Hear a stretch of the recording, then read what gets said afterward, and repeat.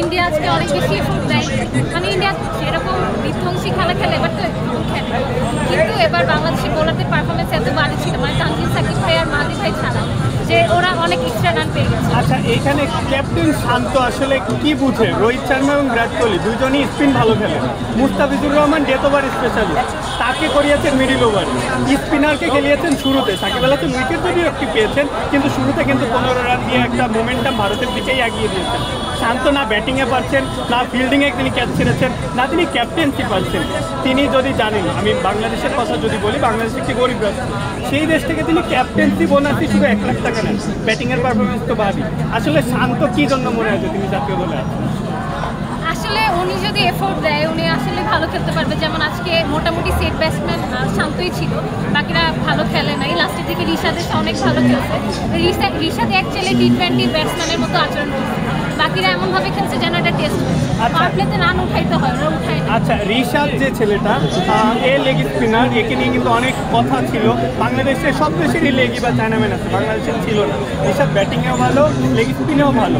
তো রিশাদকে বাংলাদেশ বিশ্বকাপ হারুক বা বাদ চলে যাক, এই বিশ্বকাপের চমক কি রিশাদের?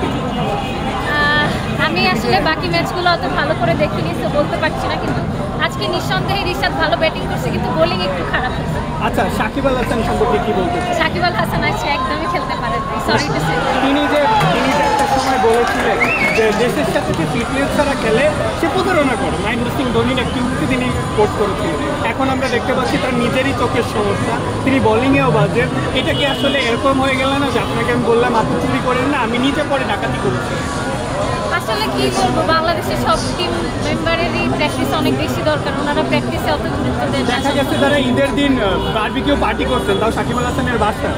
বিশ্বকাপ চলাকালীন একটা টিম কিভাবে আসলে, যেখানে বিরাট কোহলির কথা আপনারা যদি বলেন, তিনি আসলে জানা যায় তিনি 10 বছরে কোনো ননভেজই খান, তিনি এত ডায়েটের করে থাকেন, তিনি এত প্র্যাকটিসের করে থাকেন, সেখানে আমাদের প্লেয়াররা আসলে। এখন ইন্ডিয়ার সাথে আসলে তো বাংলাদেশের তুলনা করে লাভ নাই, ইন্ডিয়া আমাদের চেয়ে অনেক আগায় আছে।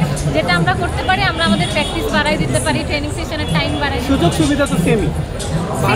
ভারতের যেরকম বোর্ড আমাদের বোর্ড, ভারতের মনে হয় 1200 কোটি টাকা, আমাদের 900 কোটি টাকা। ভারতের প্লেয়াররা বেশি বেতন পায়, আমাদের প্লেয়াররাও বেশি বেতন পায়। অবশ্যই ওদের সমান পায় না, না, ওইটা তো ওরা জেনারেট করে বেশি। আপনার কোনো গোপন ভিডিও ছিল যেটা দেশে ব্ল্যাকমেল করে সে হচ্ছে দলে আসে, এই দ্বারা সে কখনো সম্ভব না। আর আজকে হচ্ছে শান্ত ব্যাপারে যদি বলে, শান্ত প্লেড হয়, but this is not satisfied. কারণ হচ্ছে যে সে হয়তো বা তার মানে দেয়ালে পিঠ খেয়ে গিয়েছে, যার জন্য হচ্ছে সে এই রানটা করেছে। আর আমরা যে ক্যাপ্টেন পাইছি আলহামদুলিল্লাহ, মানে তাকে যখন হচ্ছে আপনার নিউজ রিভিউতে জিজ্ঞাসা করা হয় যে আসলে আমাদের টপ অর্ডার ব্যাটসম্যান আসলে দুর্বলতা কোথায়, সে হয়তো বলে হ্যাঁ আমি আসলে বলতে পারবো না, এবার আই হ্যাভ নো আইডিয়া। এরপরে হচ্ছে তাকে